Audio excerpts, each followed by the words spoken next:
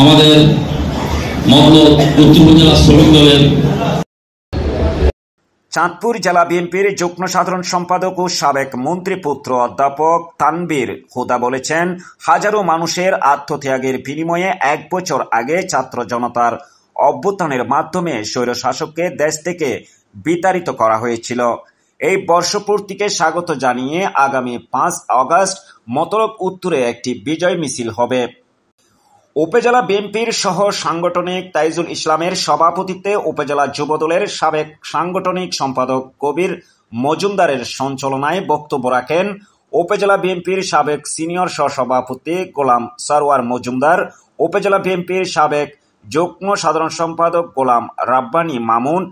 Farajikandi union বিএনপির সভাপতি ইয়াসিন মোল্লা, পৌর যুবদলের সাবেক সাধারণ সম্পাদক আবু সাইদ ব্যাপারী, উপজেলা যুবদলের সাবেক সাধারণ সম্পাদক আমির হোসেন আমু, উপজেলা ছাত্রদলের সাবেক আহ্বায়ক মানিক ফরাজি সহ আরো অনেকে।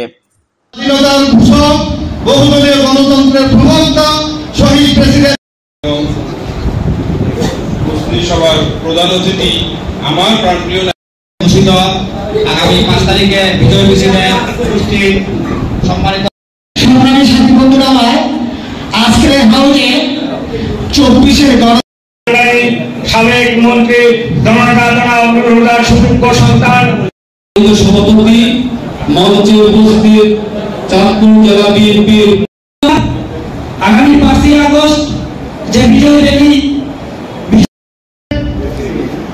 মঞ্চ উপবিষ্ট আছে বিশেষ অতিথিবৃন্দ, পর্যন্ত যে ভালোবাসা আমি এখন তার ভালোবাসি। সবার সম্মানিত সভাপতি সাহেব,